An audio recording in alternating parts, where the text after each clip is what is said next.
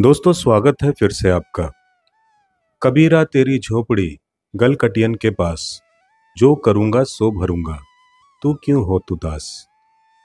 कबीर दास जी इस दोहे के माध्यम से हमें कर्म और परिणाम का अद्भुत सिद्धांत समझाते हैं। वे कहते हैं, हे कबीर, तेरी झोपड़ी बुरे लोगों, पापियों और दुष्ट स्वभाव वालों के घर के पास ही बनी है। ऐसे में यदि वे लोग तुझे तंग करेंगे, तुझ पर अपमान या अन्याय करेंगे, तो उससे दुखी मत होना। याद रखो कि हर व्यक्ति अपने कर्मों का फल स्वयं भोगता है। जो जैसा करेगा वैसा ही पाएगा। जब प्रत्येक मनुष्य अपने कर्मों का उत्तरदायी है, तो फिर तू व्यर्थ में उदास क्यों होता है।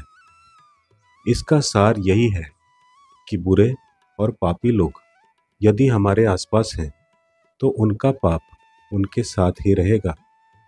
हमें उनके व्यवहार से व्यर्थ में दुखी या चिंतित होने की आवश्यकता नहीं। जो जैसा करेगा वही उसे भुगतना होगा।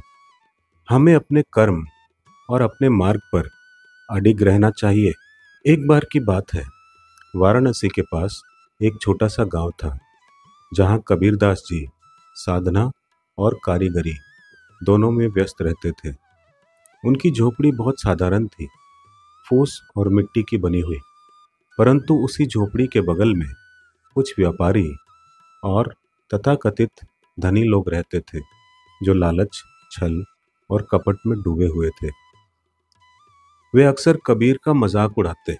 अरे, कपड़े बुनकर क्या करेगा, भक्ति भक्ति जपता रहता है।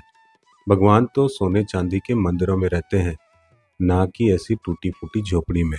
कभी कभी तो वे कबीर पर झूठे आरोप लगाकर उन्हें अपमानित करने की कोशिश करते।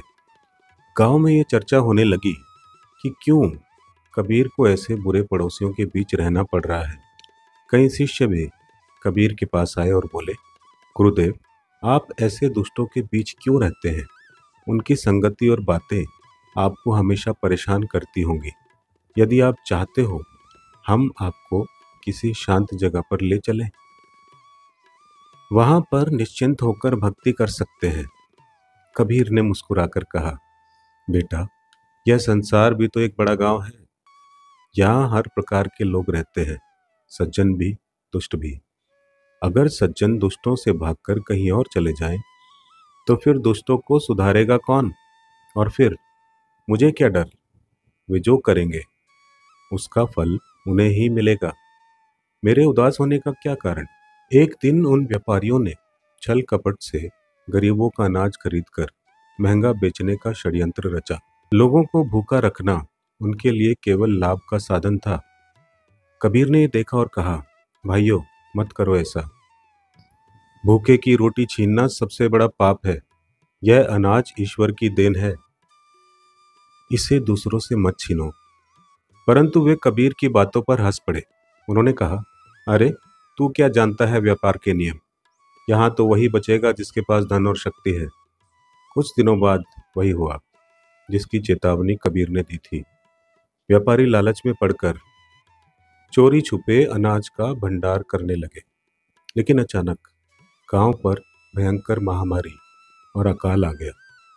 लोग भूख से मरने लगे।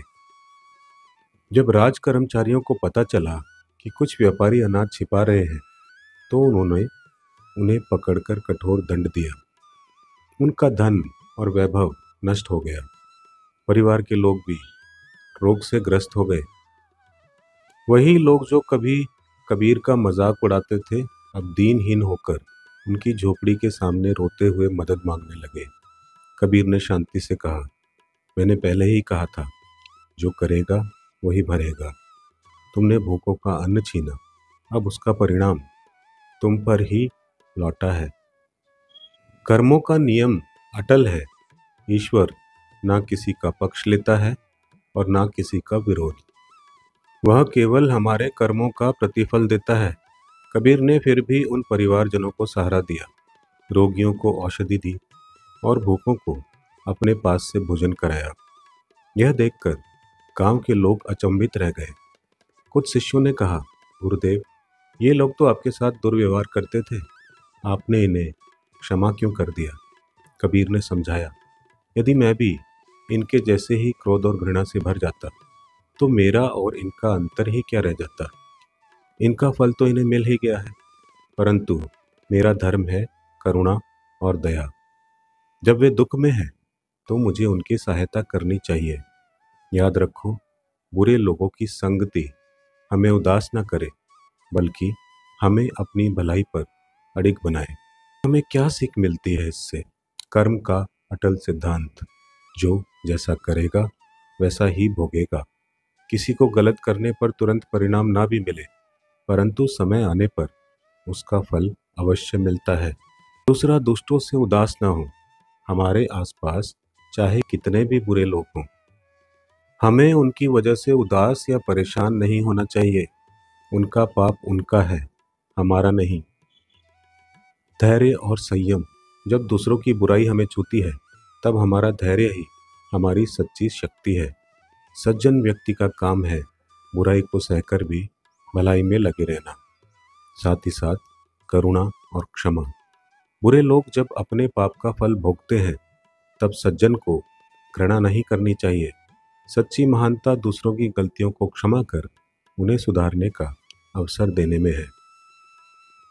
आध्यात्मिक दृष्टि की अगर हम बात करें, संसार में दुख का कारण बाहर नहीं बल्कि भीतर की हमारी दृष्टि है।